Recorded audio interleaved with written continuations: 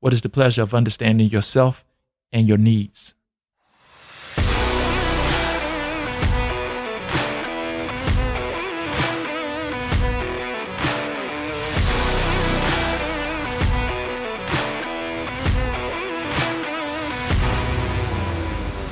All right, all right, all right.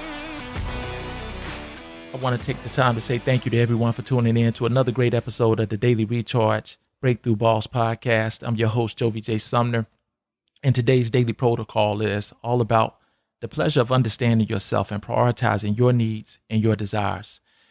And so we'll go ahead and jump right in.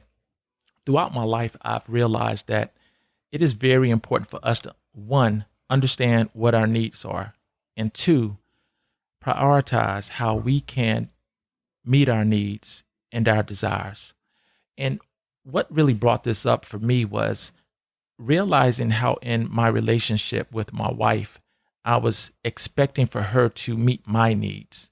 And as I look back and think about my life, I've come to understand that this is one of the most important things that you can do for yourself is to, one, begin to understand how you tick, how you function, and what your needs are. Now, we understand per Tony Robbins that we all have 6 human needs as human beings. Those needs in no particular order are the need for uncertainty, the need for certainty, the need for significance or attention, the need for love, the need for growth, and the need for contribution, with growth and contribution being needs of the spirit and the other 4 human needs being needs of the personality. This is a fact. And every single human being has these same needs. What varies is how we meet these needs from one human being to another. In other words, we all can go about meeting them in different ways. And for me, one of the things that I have had to learn about myself is that how I meet my needs as a person who is single is a little bit different than how I meet my needs when I'm in a relationship. And obviously, as a married man, there are certain ways that my wife does meet my needs. There are certain ways that I go about meeting her needs. And then I'm discovering there are ways that I think she should meet my needs. And really what I'm learning is that it's not so much that she has to meet my needs in that way as much as me understanding this is an expectation because this is how I like for my needs to be met, which is a little bit different because we never want to expect people to do things for us because we can set ourselves up for failure. And anyone can do this, especially when you're in a relationship. But it could be business. It could be any area of your life. It can even be with your own self, which is, again, why it's so important to really understand or begin to understand how you meet your needs and what is the importance of that to you. For example, when I get up in the morning, there are certain things that I do to accomplish what I want. That makes me feel certain. It makes me feel significant. If I go out and I volunteer, it meets my need for contribution. It meets my need for growth and maybe some other needs as well. So you want to begin to really understand yourself and look at your life and figure out why you're doing what you're doing or why you're not doing what you're not doing. Because at the end of the day, the majority of the things we do or don't do, they revolve around these 6 human needs in some way or another. And you can meet those needs in more than one way. So the first thing we have to do is gain an understanding about how we tick and which needs we are meeting, which needs we may feel are not being met.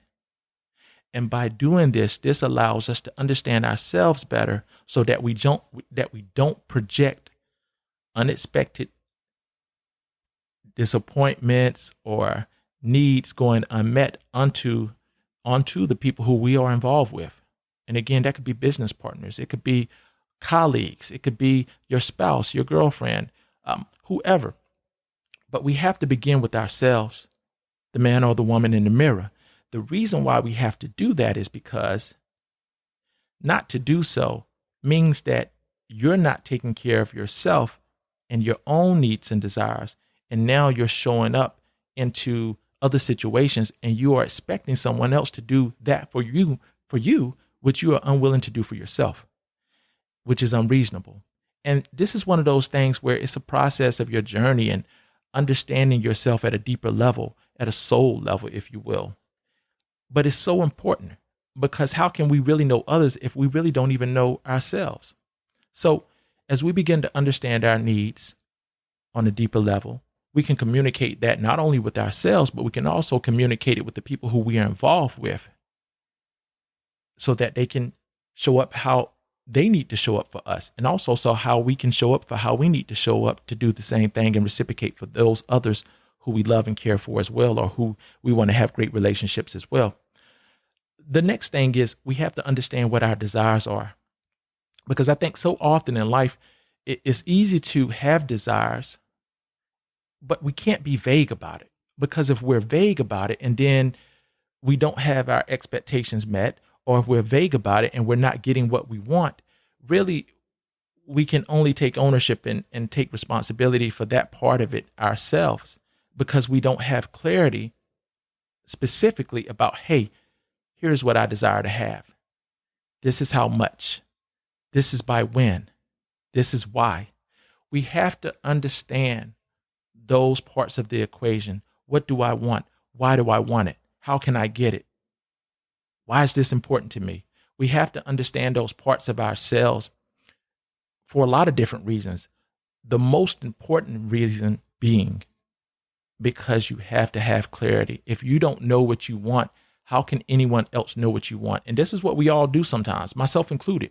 Sometimes it's almost like we want other people or the universe or others or just whoever to read our minds and make things happen for us. And in reality, if we don't know what we want, we can't even make it happen for ourselves because we haven't taken the time to define it. And if we haven't taken the time to define what we really want and why is that important to us, in some ways, we are suggesting that it's really not that important to us. Which brings me to my next point. My friend Mike Pepler always says to me, people only do what's important to them. And if you listen to this podcast, I'm sure you've heard me say that before. And I'm so grateful for that statement that he shared with me throughout my life. Because as I have gotten to know myself better, I've realized there's a great truth to this. Oftentimes, consciously, we don't realize we do what's important. We don't do the things that are not important. Because the things that are important, we make time for. We find a way. We get those things done. Those things are a must to us and they get done. And for the things that are not, or for the things that are kind of, you kind of feel meh about it. It's like, we approach it casually. We don't approach it with a sense of urgency. We don't approach it with a strong sense of belief or desire or commitment or dedication.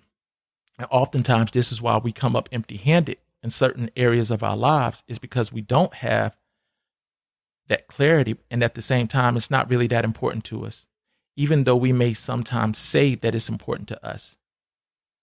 The proof is in the pudding. And that's one of those truth bombs where it's like, it's kind of like, you just got to eat that one. It's one of those things where it makes you want to cry. But we gotta be truthful with ourselves first and foremost, and then secondly with others. And the beauty about that, though, is if you're willing to be truthful about that with yourself, if you're willing to say, hey, look, this is something I desire to have, but I've been unwilling in this area to put in the time and the commitment, the energy, the effort, or whatever it may be, you then have the opportunity to pivot and shift and change it and make it the way that you want it to be. However, until you're willing to do that, until you're willing to come to terms with, hey, this is something I've been given a lot of talk about, but I haven't been really walking the walk. I've just been talking the talk. Until you're willing to come to that moment of surrender, you really don't have the ability to change it. You always have the ability to change it. However, only from a place of truth, only from a place of coming to terms with the facts and the reality of what the current and present truth is for you in your life. Once you do that, you then have the ability and I believe the obligation to yourself to begin at once to go about changing it and making it the way that you want it to be, because really the first step to change is awareness. So I say that to tie it all in, because as we become better about understanding how we can meet our own needs and desires, as we begin to take pleasure in learning about ourselves, discovering more about ourselves, hey, this is what makes me tick. And again, this takes some time. This is not like a fly-by-night operation where you can just read a book once or twice or just, do something a few times and then you got it. This is kind of an ongoing part of your journey, because you have to remember we are all evolving. Every single day you're evolving. Every month you have new cells. Your skin replenishes itself. You are evolving in ways that sometimes you may not even be aware of, but you're always transforming. That's evolution. By scientific research, that's evolution. It's the process of evolution. So we're always evolving. So with that being said, we have to realize that the more we understand and discover about ourselves and how we are showing up and what it takes for us to feel fulfilled or happy or to accomplish what we want or to have what we desire to have, we really have to understand what meets our needs and desires, what makes us happy, what makes us sad, what makes us excited, what makes us energized, what makes us want to avoid certain things. And you don't have to know it all. However, you do have to come from a place of a solid foundation of understanding at least the fundamentals about yourself. Some people are people like, if you read that book, The 5 Love Languages, some people, they get their need for love met by gifts.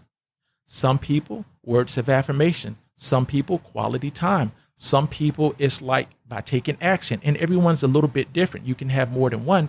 I just use that. That's a great book. But by the way, if you're in a relationship or you want to be in a relationship, I highly recommend that book, The 5 Love Languages, if you haven't read it yet.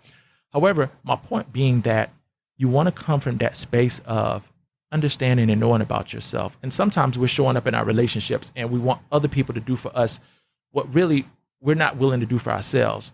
So if you're not willing to learn about yourself or discover what makes you happy and what makes you tick, how can you expect someone else to do that? Because most people, again, don't even know this about themselves. They may know some things, and that's a great beginning. But the more you know about yourself and the more you know about your partner or the people who you're in relationships with, the more you can not only meet your own needs and desires, the more you can also meet their needs and desires. And the one thing that is for certain is that if you can meet someone's needs and desires and turn them into a raving fan, that person will never want to be without you. And that is the goal. You want to be outstanding. You want to be so great at how you show up for yourself and for those who you love that you create raving fans, that you create people who would rather die than to be without you almost. I mean, that's a bit extreme, but I'm just saying this is how we want to approach learning to take care of ourselves. First and foremost, you need to be your own number one client and raving fan. And then you can begin to convert others into your number one client and raving fan as well. And that's in all aspects of life. That's in your relationships, that's in business, work, whatever. This is how we want to approach it. And again, this came to me from just understanding that if someone doesn't do something I expect them to do, there again, that's an expectation. And we know we want to trade our expectations for appreciation. If we just appreciate people, everything will change. However, sometimes we have an expectation, then it doesn't get met. And it's like we're looking at someone else like, you failed me. You didn't meet my fucking need, or you disappointed me. And it's like, no, we kind of set ourselves up for that because we were expecting them to do things for us or understand us in ways that maybe we haven't even begun to learn to understand ourselves. So that's my final message for you for today before we close out today's daily protocol, is that you want to really do some deep diving with yourself. Again, your 6 human needs: certainty, uncertainty, significance, love, growth, contribution. Take some time to understand how you're going about meeting these needs. What do you get out of it? And once you begin to do that, understand, where do you find pleasure in these needs? What gives you pleasure about these needs? What are the things you want to avoid when you meet your needs? Now you can show up and you can meet your own needs and desires. You can take care of yourself, and there's such great pleasure in that. And now we won't be expecting other people to meet our needs because we know how to meet our needs for ourselves. For one, we know what our desires are. We can take care of our own needs and desires. And now we come from a place of self-reliance. We come from a place of sufficiency. and we feel that we're able to contribute and give more to those who we are involved with, instead of coming with empty hands, like we're begging for them to do for us what really sometimes we can only do for ourselves. So take some time to think about that, and just carve out some time to do some self-discovery on this. And I promise you, you will find such great pleasure in the rewards that you will reap if you take the time to do this and learn and understand what your needs and desires are and the pleasure that you can gain from it. That's all I got for you guys today. As always, I want to remind you to stay focused, stay disciplined, stay dedicated, and stay hungry, because lions are always hungry for more. Sending you love, light, peace, and prosperity. God bless, guys.